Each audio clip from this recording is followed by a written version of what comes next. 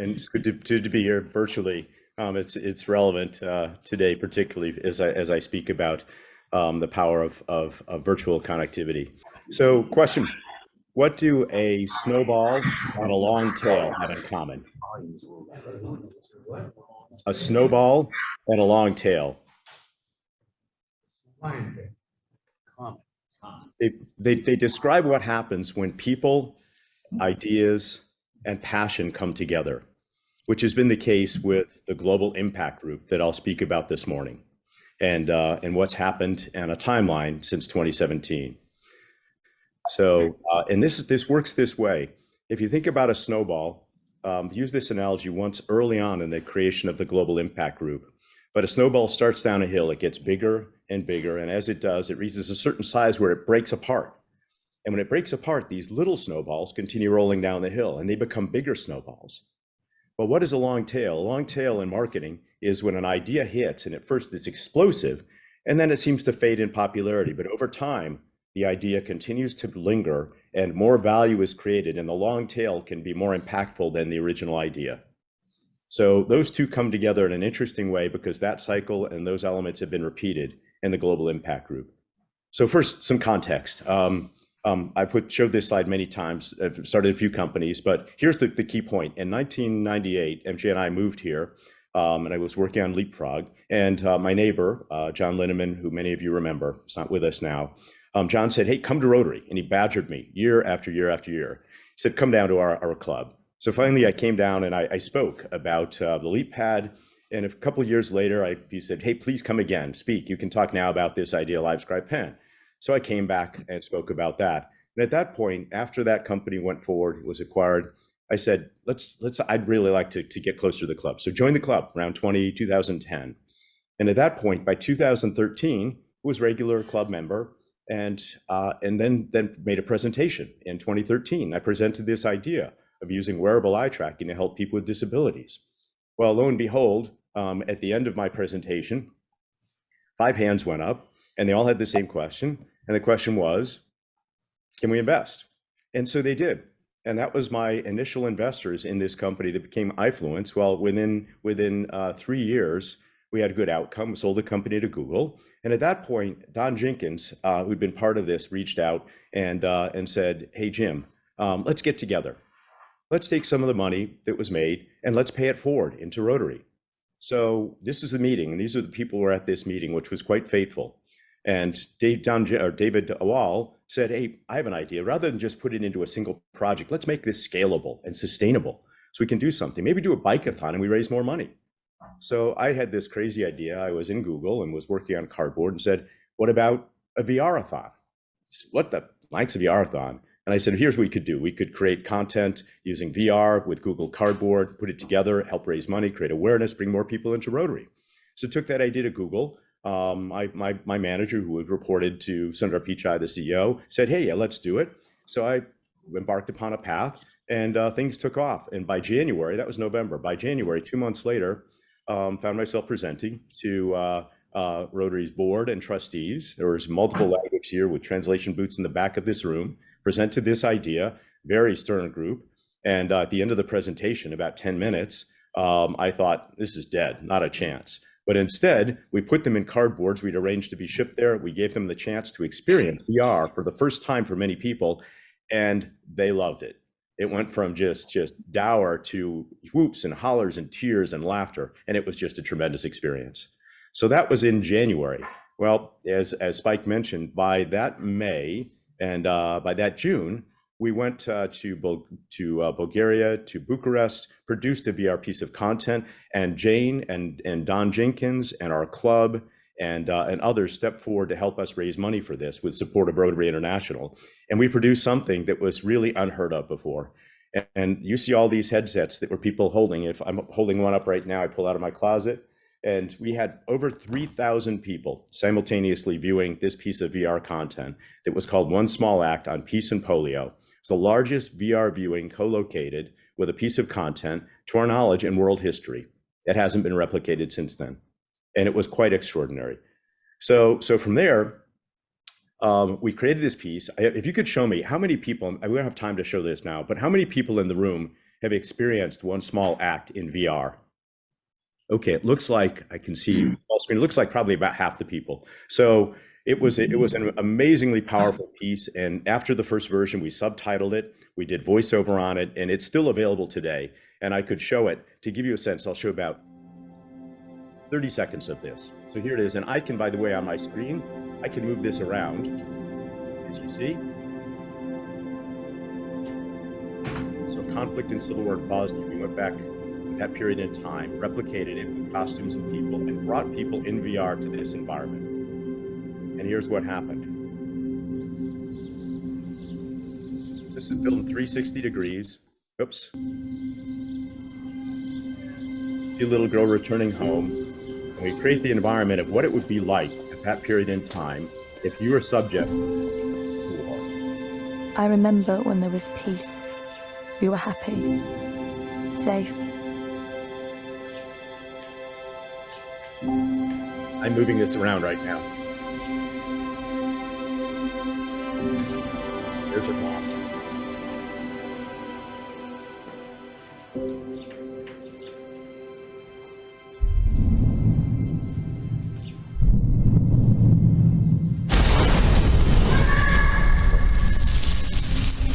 I'll pause there. It's very powerful. And that when we filmed that, we had an air cannon outside the window. I was there. We blew in particles and other things. We did several takes of that shot. And this was in outside Bucharest, where we had an army of people with trucks and lights and cameras producing this piece of content. And we set the new bar for Rotary International. They had produced a piece of content before. This took it to an entirely new level to show what could be done with VR to raise money, which just continued to take the seed of the first piece they did and continue to move it forward. Okay, let me see if I can continue on here. So that was 2017. So raised money, had this idea, took it forward. And at that time, at the event where we presented this, a fellow came up to me named David Cochran. And David's on with us today. David's from the Alpharetta Club in Georgia. And David said, I have an idea. I'd love to stay in touch with you and continue to speak about this. And I had no idea where we'd be going, but he was very bright and very, very passionate and said, there's something here. So that was 2017. 2018, let's take a look and see what happened. 2018 was a year of further exposure and more work on VR. And also the year whereupon we founded, through David's persistence and help, and other people, Jane, Louie, and some people in our club, we founded the Global Impact Group, set it up, defined our strategy. In 2019, we became a nonprofit formal entity, 501c3. By 20, we partnered with Rotary and more, and you'll see how this pans out. But here are the people that were core members. So David Cochran, Scott Dahl, a friend of David's, who's in Alpharetta as well, Jane Louie, the NorCal Club, District 5061, NorCal Rotary Club. Let's get that right. And of course, Skip on our team, and Dimitri, who's been a fellow I've known for many years from the Hawaii in the island of Hawaii, who's part of this as well. And there are other people involved that have been supporting us both in and out of our club and regionally. So that was a big year, because also I had the opportunity to speak about education and technology to many people at the annual convention in Toronto, which drew more attention to this idea and what we could do with this. And we created our second piece of content called The Sight of You, which was extremely powerful, much more powerful than the first one.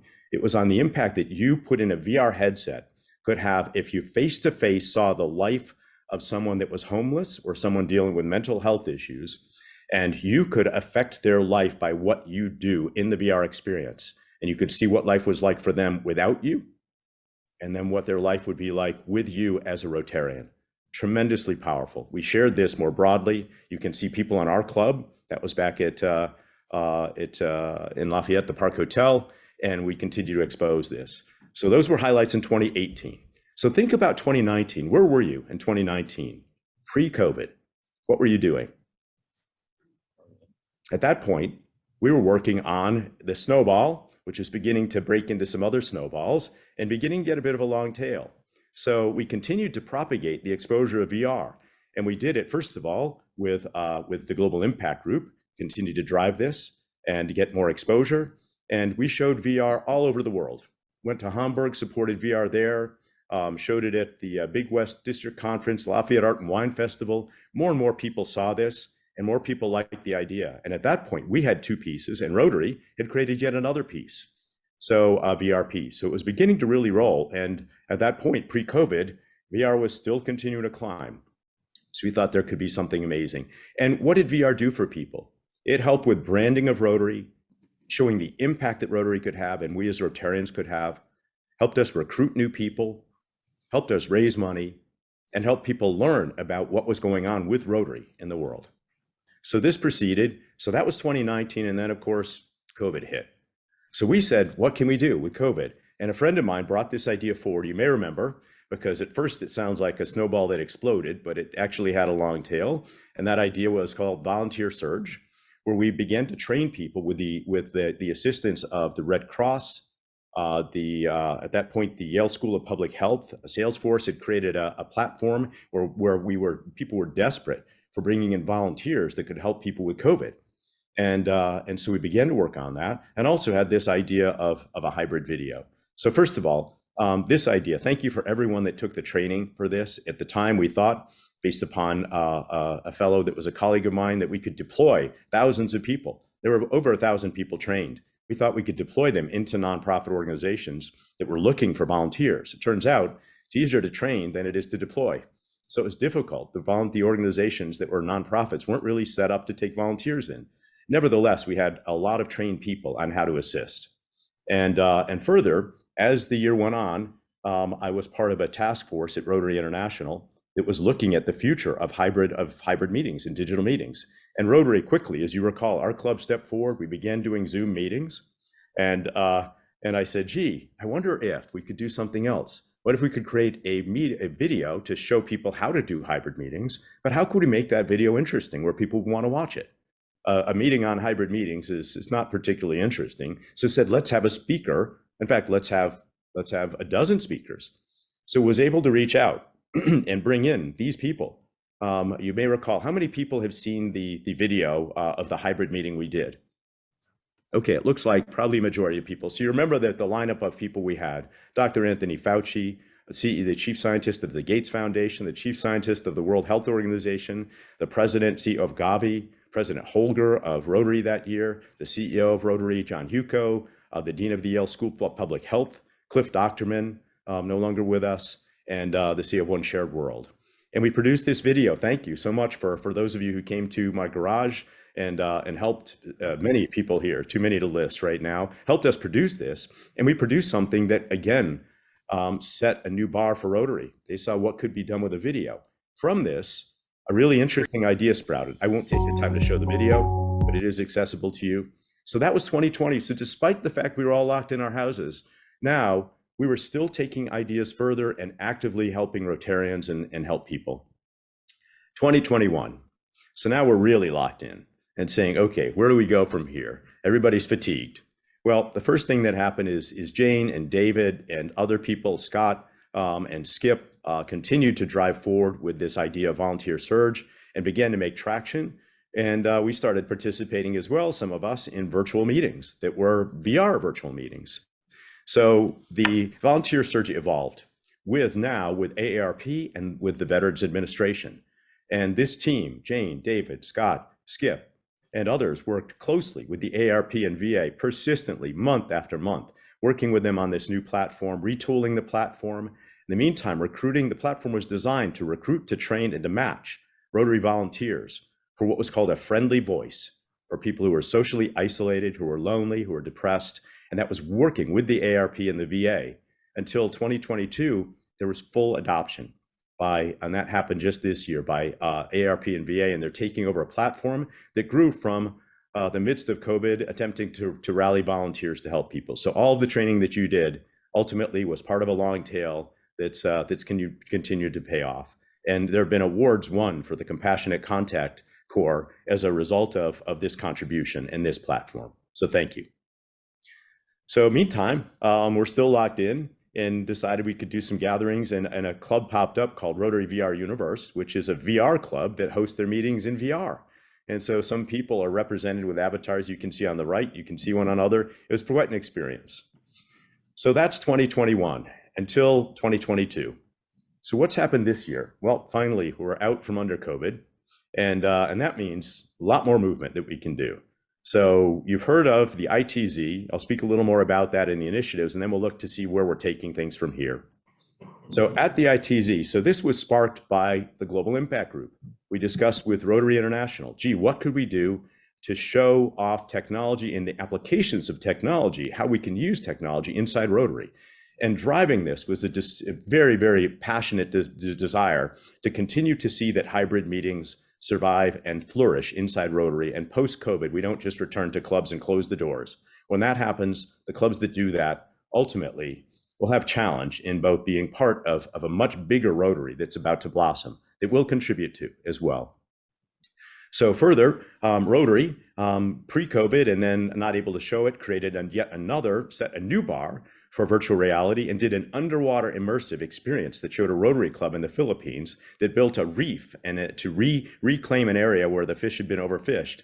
And it was a Rotary wheel submerged, a large Rotary wheel with fish. And you could take part in that in a headset or in a large immersive room. And this took place this June in Houston.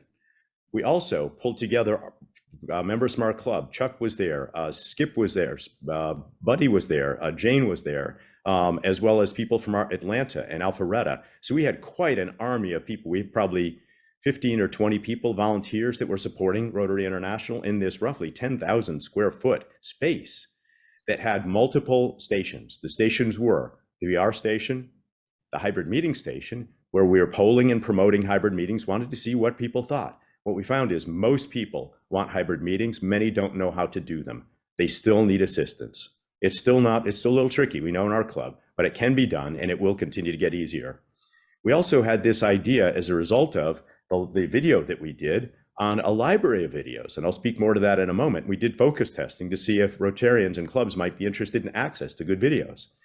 And finally, I brought Canoe there for connection, because the glue that has held this together for me is connecting people to have impact on listening, on understanding, on affecting the future world, particularly with regard to world peace. So that took place at the ITZ in Houston. And there's David and Scott on the left. I was looking for pictures, hard to find them, but we have a few here. So there's the virtual reality station pre-opening of the show with chairs where people could sit. And again, this large room where people could sit if they didn't want to sit in a headset. So we also advanced this idea. We didn't announce a term at that point, but here's what this idea is. The idea is a repository of videos of the best of class speakers in Rotary clubs from around the world, because we regularly have awesome speakers. And our club, thanks to Buddy, and with an exemplar set by the video that we did during COVID, has something to talk about. We know how to create great speakers and produce videos that other people would like to see. And so we took this idea a year ago, and it was in March of 2021, began to speak to Rotary International about it and said, here's the problem to solve. Rotary, we need to increase our size, our age, and our diversity. Downsize, we need a diversity of age, of ethnicity, of gender. We need to increase our impact in our 7 areas of focus.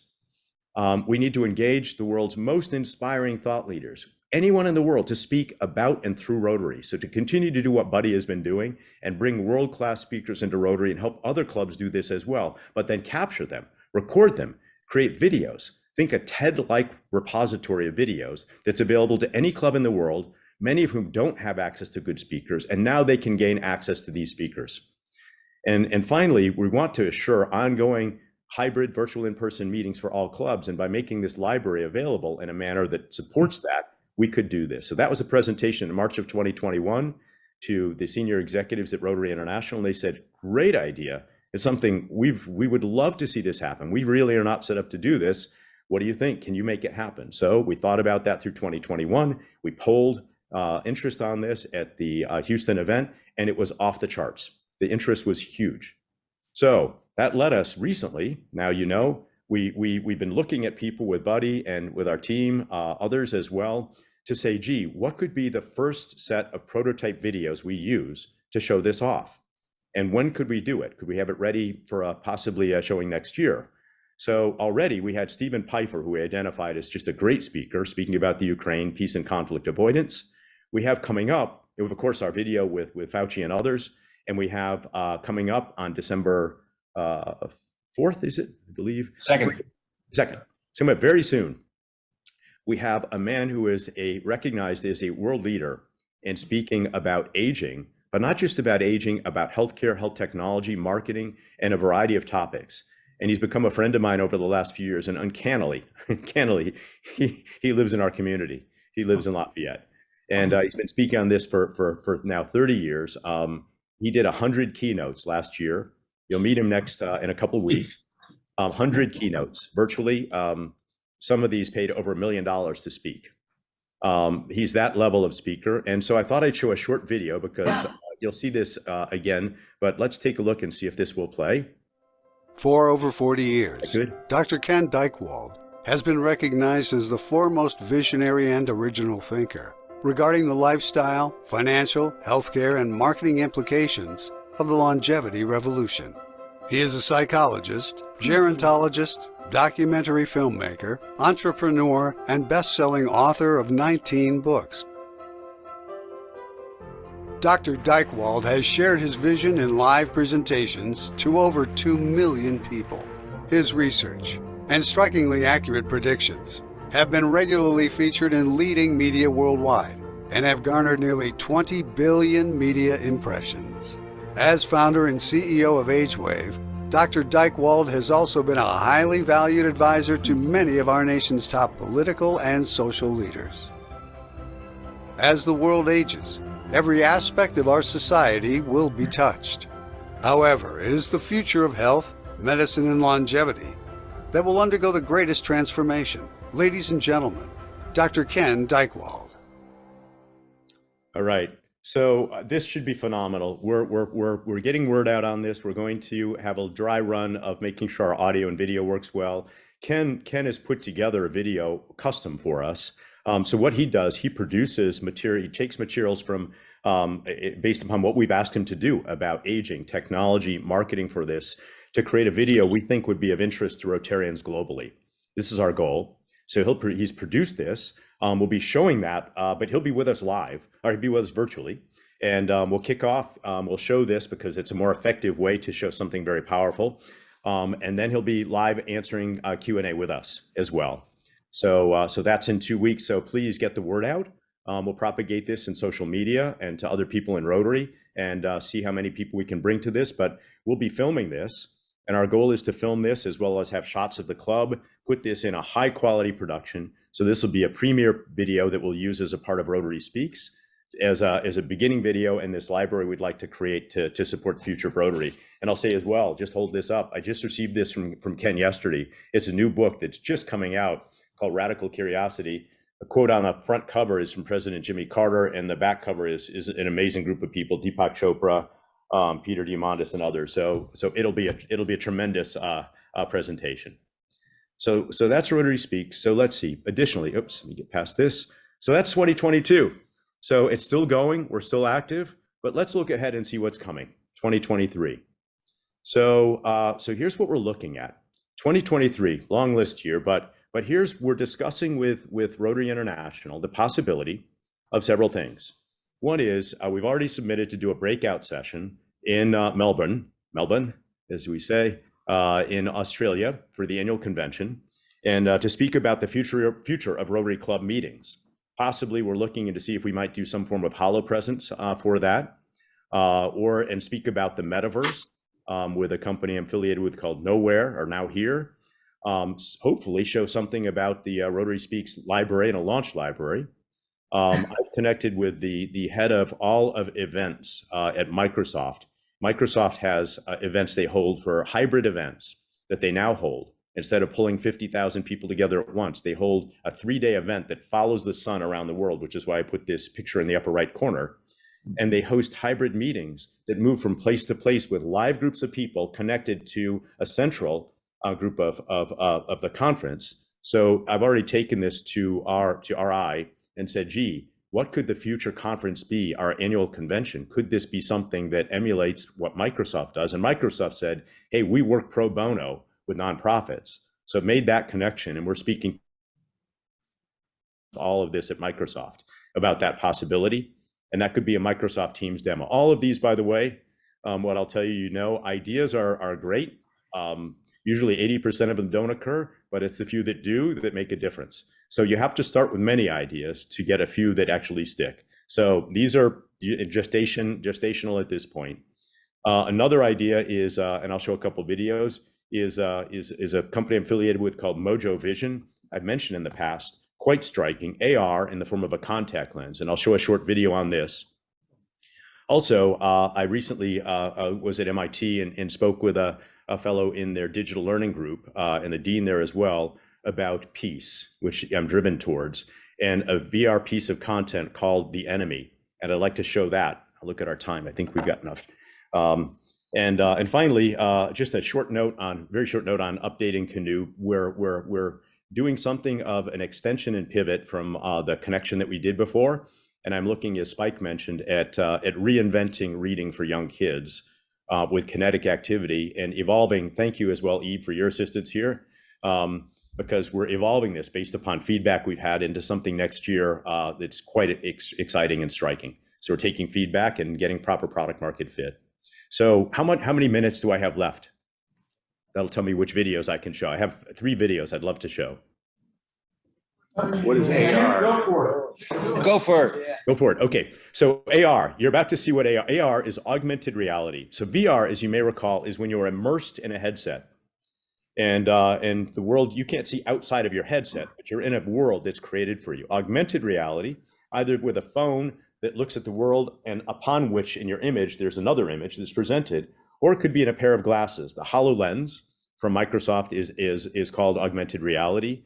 Magic Leap created augmented reality. But imagine putting a pair of contacts on your eyes that deposit an image on your eyes, can see the world, it can allow you to control what you would like to access, seeing the internet through the contact lenses.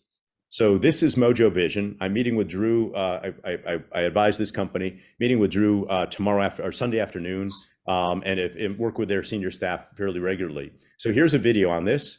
It's quite striking. Enjoy. I'll make it larger. Modern technology promises to keep us more connected, but in surrounding ourselves with screens and devices, it feels as though we've lost something. Imagine if we could replace our screens with something that informs without distraction. Could we see differently, more clearly? Could it help us find that invisible edge when we need it most? Or allow us to connect in crucial moments, providing vital information in an instant? Introducing Mojo Lens, the world's first augmented reality smart contact lens. Put Mojo Lens on in the morning, and throughout your day, you'll have access to timely information without losing focus on the world around you. Mojo Lens is designed not to bombard you with data, but to elevate your vision by providing the information you need exactly when it's needed, all while letting you look like yourself. When it's not in use, the technology just fades away. We call this concept invisible computing. Mojo's invisible computing solution will be a platform that gives you everyday superpowers and an invisible edge throughout your day. But before it does any of that, it first has to be a great contact lens that improves your natural vision even when it's off. Mojo Lens built-in display will give you augmented reality wherever you look. It even works with your eyes closed, putting you into an instant VR world. The applications are nearly limitless, from being able to see in the dark or low light situations, to augmenting your memory with instant information, showing you real-time translations, or giving you a virtual telephone. One of our first medical applications is using AR overlays like edge detection and contrast enhancements to help people with vision impairments such as glaucoma and macular degeneration. Building the world's first AR contact lens is a systems engineering problem, and therefore we've had to innovate in many different areas. The Mojo Lens includes thin film, biosafe batteries to power the system, as well as motion sensors to enable the world's most accurate eye tracking. We've also developed an extremely low power image sensor that's used for computer vision and scene detection. But at the heart of the Mojo Lens is the world's smallest and densest dynamic display. With this, we can display crisp text, photos, and video in a package that's less than 0.5 millimeter in diameter. We are often asked, how do you control Mojo Lens? And the answer is with your eyes. It turns out that your eye is an extremely accurate pointing device. With our built-in eye tracking in each lens, we believe we've unlocked the ultimate hands-free user interface. I like to say, if it doesn't break the laws of physics, then it's possible. And proving that something like Mojo Lens is possible motivates us each and every day to invent the future. Ultimately, we believe that we can help people achieve their potential without sacrificing their humanity. That's the promise of invisible computing. Thank you very much for your time today. Eyes up.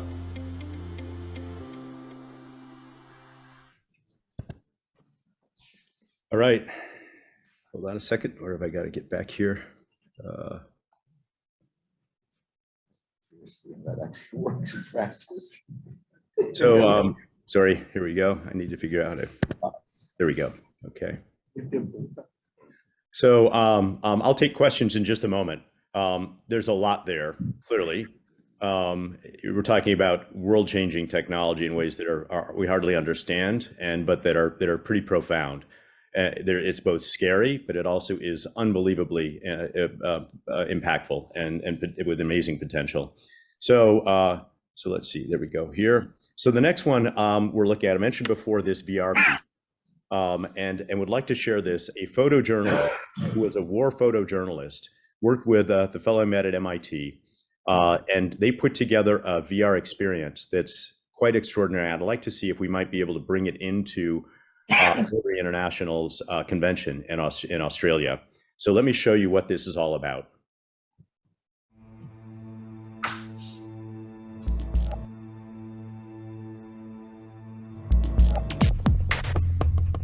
This project was born out of frustration as a photojournalist.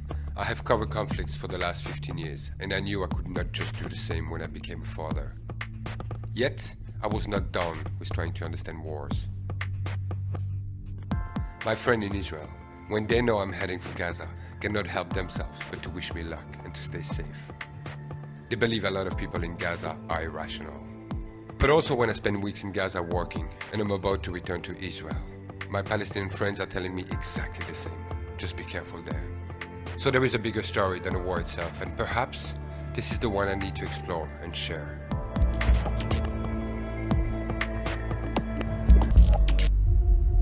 This project is rooted in my experience going from one side to the other in many different wars and conflicts, finding that people's dreams, hopes, and nightmares are often more similar than they are different.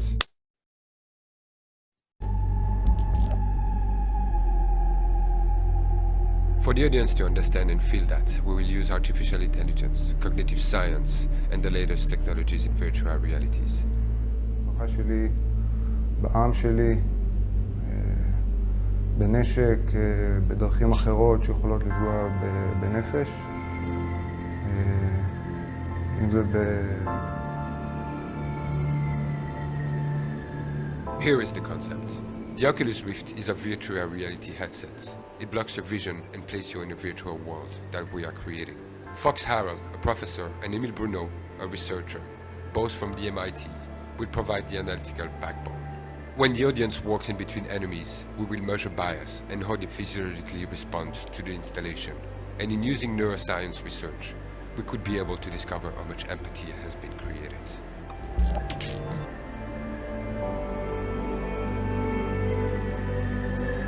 I am planning to bring the fighters of 7 other long-standing conflicts together in the very same way. You create an enemy as a kid without having met your enemy, because a society around you has created an enemy in the other. So the question is, could I be you if I was on the other side?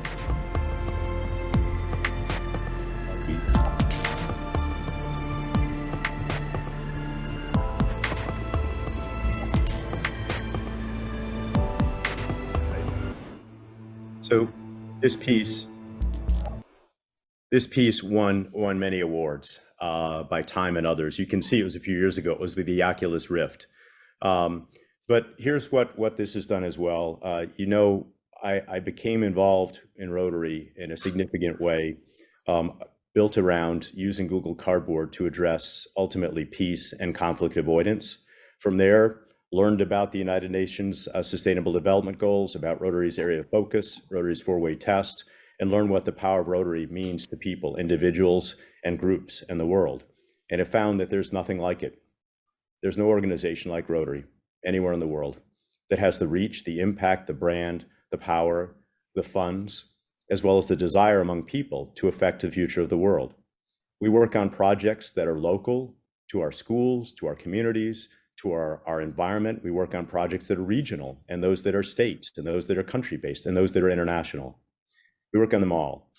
At the heart of this, after I was at MIT and looked at this video, some of you have heard me speak in the past, and a quote that I've often used is that I've written is that violence is not a sustainable means of resolving conflict. I believe this fully, and another thought was triggered that I wrote down, which is watching this piece and speaking with Fox Harrell at MIT, which is that we must learn to fear mutual destruction more than we fear the enemy. We're at a time where we're in an escalated arms race, and that will continue. And as long as that continues, because we say, gee, if we don't, they will, we're destined towards an outcome which is not something we want. So that takes me to Canoe, because all of these pieces that are part of what you've seen are all tied together for me. The technology, the applications, the connection, understanding, listening, ultimately to affect our future. And they're all part of a grand a vision that I continue to work, which is around how do we affect our future, and how do we see that it's something that we want to leave for our families and our children. So at Canoe, I began with an idea which was connecting people, and we worked on video chat, which was enhanced with a way to talk to people and talk to kids and families, and created something quite striking. What we also found is it's hard to sell. It's hard to explain what we were doing. And it's video chat and as a piece of hardware. So we said, okay, let's take another pass at this. So we took that wand and we said, let's make this into a tool that could help kids learn, and started by connecting it with books, which we now have done. And now we're looking at connecting it with television. So now imagine interactive television, where a child, instead of sitting in front of a screen passively watching a show, because the Saturday morning cartoon shows have improved, they're now on topics which relate to social emotional learning, not the violence that we grew up with, where Wile E. Coyote dropped anvils on Roadrunner, which was what I remember. That's not true anymore. Now it's much, much more entertaining, but still valuable for kids. So I looked at this and said, gee, could we create a cartoon that could be a cartoon that focuses not just on Rotary's UN Strategic Sustainable Development Goals, but what if we were to create a cartoon that could be Rotary cartoon, that could be put in the living rooms of families around the world, designed for children from 3 to 7, where these kids could participate, not just watch passively about actual examples of Rotary's areas of focus where there's been impact, but instead where the children could participate in this and learn and actually begin to think about themselves as people who are contributing to society. And you can plant the seeds at a very young age. And I've discussed this again with MIT and other developmental psychologists. What could we do to engage children, to affect their thinking, to give them the resiliency, so that when the time comes when they have to decide, gee, is the only way forward for us to build the bigger, stronger club? Or maybe there's a breakout, maybe there's another way to come together in this world and to do something else that goes beyond this thinking that we've lived with for millennia. We're talking about a change that has to be a species change, but right now we're on this one little planet. And right now, if we continue on the path we're on, it's a little bit dark. So I said, what could we do? So I'll show you a piece that just gives a hint of the use of a wand in a way that can spark a child's imagination and learning. And it's about a minute. So let's take a look. Come on, honey, you got it.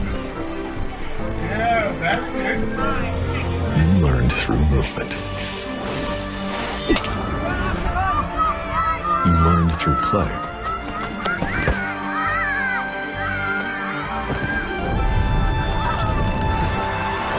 You learned through imagination.